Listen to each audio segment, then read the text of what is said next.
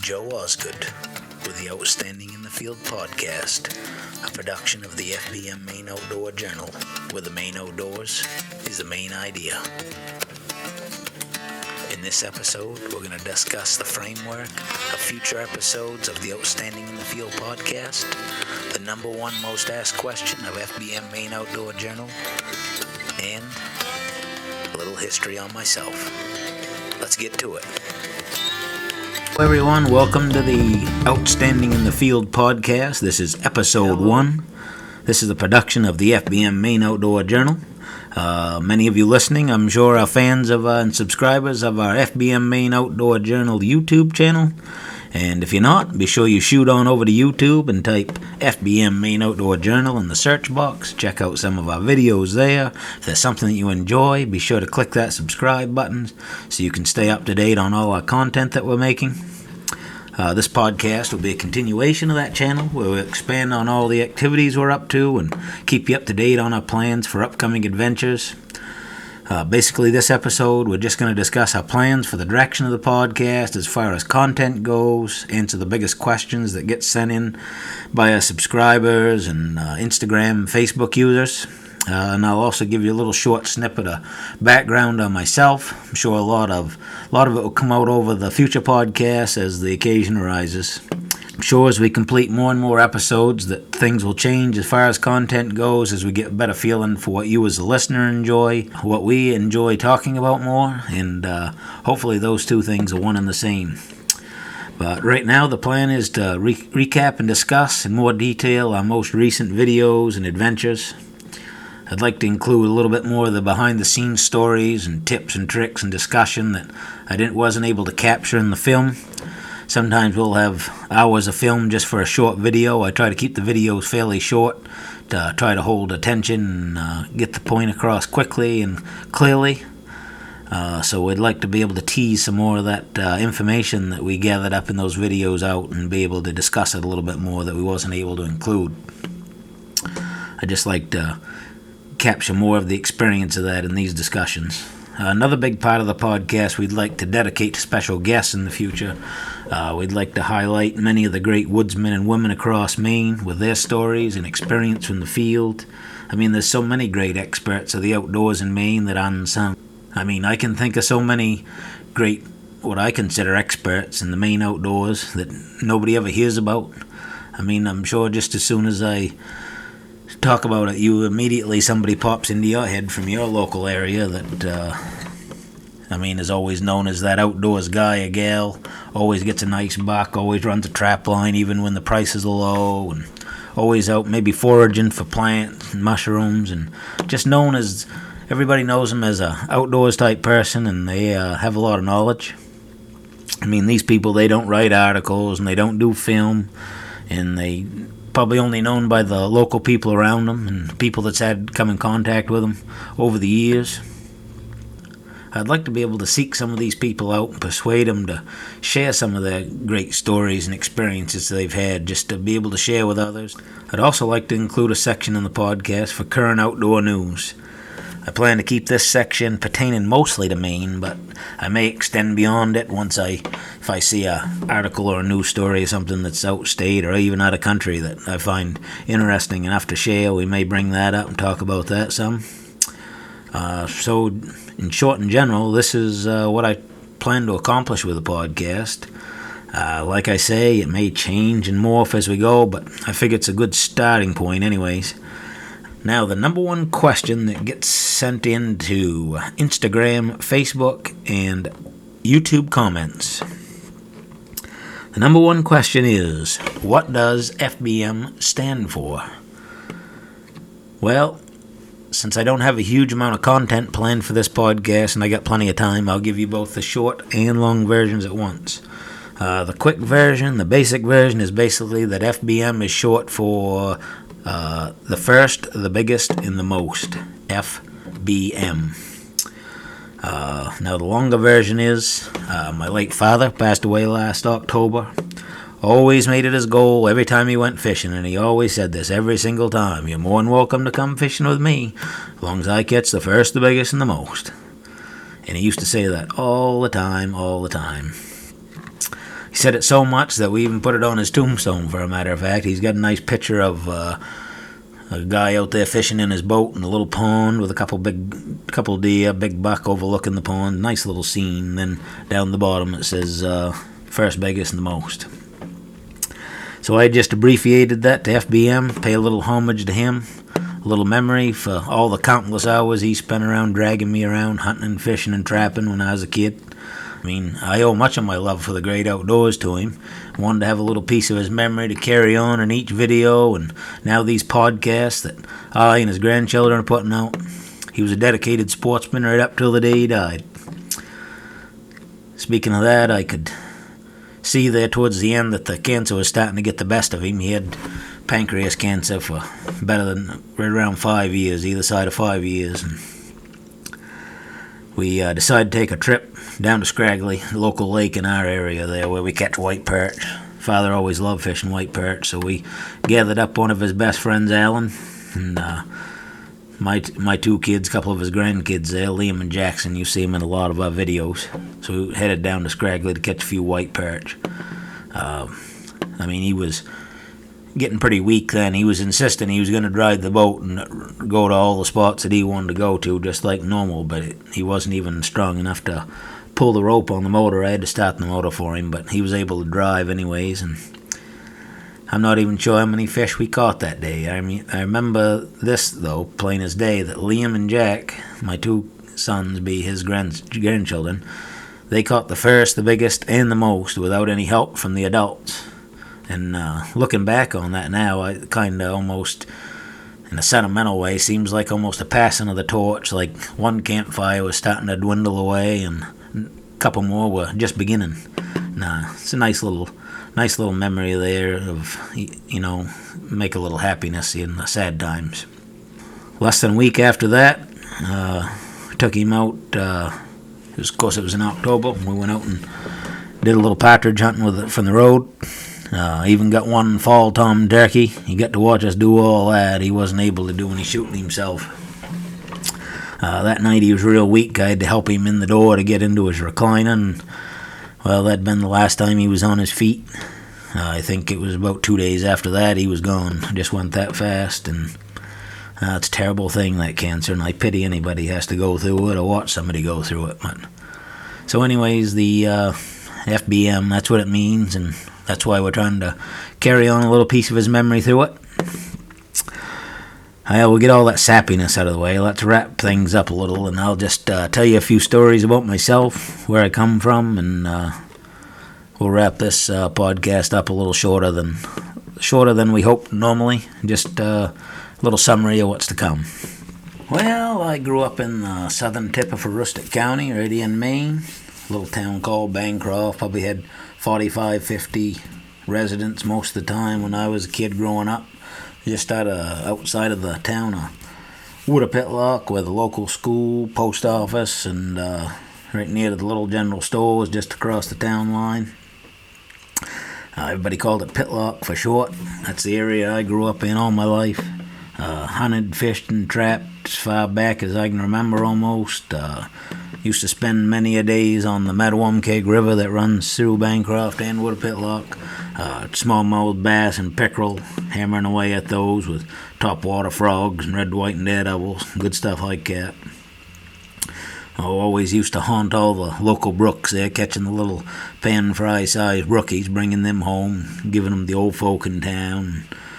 I've had all kinds of hunting and fishing adventures all over the place with my father, and especially old Phil. Old Phil was an old guy who had a camp not too far down the road from my house, and he was from down southern Maine. He used to come up a lot in the fall and the spring, and periodically in the summer, and he had bear hounds, and liked to hunt about everything going. Liked to go smelting. He's always taking me along on his escapades. He's always chasing something with hounds and dipping smelts all spring. I remember almost every April vacation when I was in school, I used to stay right there at his camp, and we'd smelt almost every single night. Remember about 1 o'clock in the afternoon, he'd always say, "About time for a power nap, ain't it, Joe?" I'd say, "Yeah," and we'd hit the old recliners for an hour or so, and then we'd be ready to go for the nighttime smelt dipping rituals. Always kept a few alive in the spring where we had a box down there to keep smelts alive for salmon and togue bait. And then we'd also give some to about everybody in town that wanted some that couldn't get out, all the old widows and old men that liked a good feed of smelts but couldn't get out around and do it anymore. And I remember, I think I was about in 8th grade. I talked old Phil there into taking the trapper's education course so he'd get his trapping license so that he could take me around, because you have to have a licensed trapper with you when you have the junior license. He didn't know a thing about trapping, and I knew very little. I'd put out a few muskrat sets. Father and my grandfather had run a fox and coyote line probably 2 or 3 years before that, and I'd gone on the weekends on that some, so I'd watched a little bit, but I didn't know too much. Used to read Fur Fish and Game a lot and got that magazine, so took in what I could there, and some of the old Tom Miranda books. He was old trapper back in the day. I think he's a big TV personality bow hunting nowadays, but I can remember back when he got his start in trapping, he used to put out a lot of trapping books. So anyways, I talked old Phil into taking that course. We was going to go run us a fox and coyote line. Mostly we was looking for the coyotes. So Father was actually going to trap that year too, but he was just going to run a line back and forth on his way to work there for the DOT that he could check a few traps on the way. So he wasn't going to be able to be involved in our line too much. So he gave me a little lesson there one day on the lawn making dirt hole sets. And that's about all the education Phil and I got before we went at it. We had a little prep weekend there a couple weeks before we started. We got all our traps and had a bunch of 1 3/4 Victors, most of them on old stakes that were they was made out of a big long timber nail, probably 14 inches long, and then somebody cut some arrowheads out of sheet metal and welded it at the end of them. That's what we had for traps. I think we had 2 or 3 dozen of those. Then we probably had 6 or 8 had 8 or 10 feet of chain on it with a big grapple that we could use in the places where a stake wouldn't hold. This was back before they had all the new bullet stakes and earth anchors and things like that, or at least before we started seeing anything like that up around these ways. So we was getting all our stuff together that weekend. So the way we always did it was, of course, coyotes are real weary to scent, so you got to boil everything. We boil everything in the red logwood dye powder that you can buy at about any trapper store. So I always kept all my tools and bait and everything in 2 pails. I'd have a bait pail, and then I'd have a setting pail, and in the setting pail I would have anything that was going to come in contact with the trap or the ground or anything in the area. So that would have my sifter in it for sifting dirt, my trowel, I used to, when I first started, I was using the fiberglass screen pen covers, so I had all those in there all boiled, and then I was trying to think of anything else that I might have been missing in there. I've added more things over the years. I've switched over to the trapper capper and stuff instead of the pen covers. But anyways, 1 bucket, we'd boil the bucket, empty it out, boil all the tools that went in the bucket, put them in there. That was our scentless bucket. Oh, and also my had like elbow length rubber gloves. Used to boil those, and everything in that bucket you handled with those rubber gloves. Then the other bucket was the bait bucket. That bucket we did boil the bucket. I don't know, we didn't handle the bucket with rubber gloves or anything, so it probably didn't do much good, but it made us feel better anyways.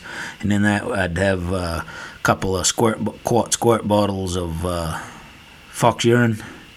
And then I'd have a squirt bottle of the liquid glycol antifreeze to spray on the soil, scent-free stuff.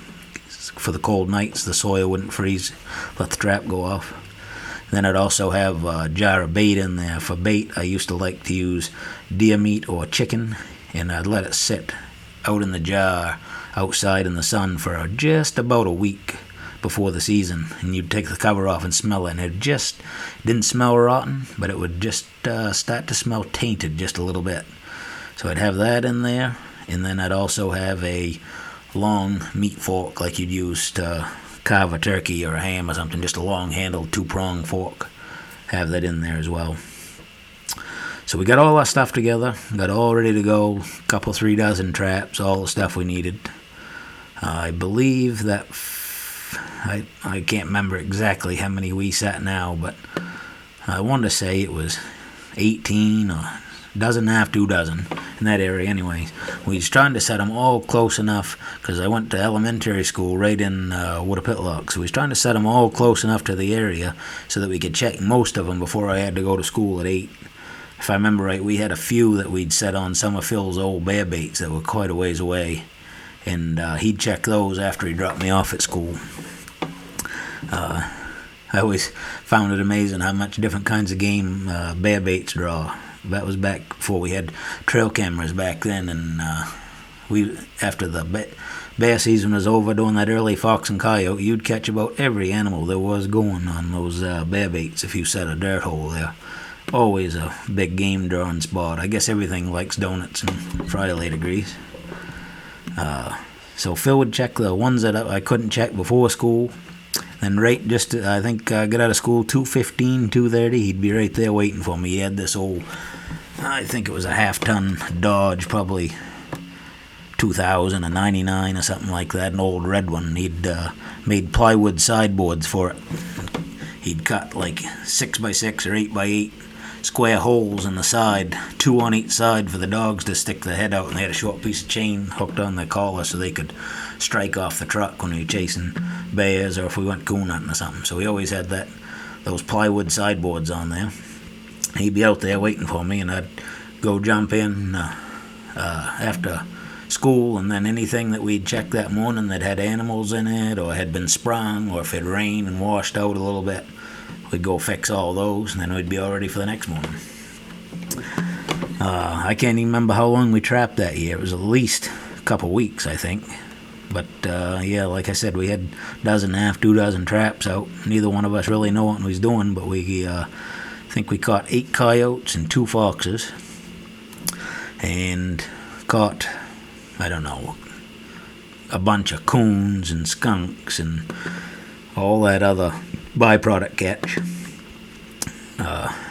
Well, it all depends. Some people just like to trap coons. I remember used to have a video of Tom Miranda. The whole video was just trapping coons. But we always found them kind of a secondary catch, you know. Be after the coyotes and foxes. We'd still skin the coons out and sell them and all that, but they were not the primary focus, just incidental catch.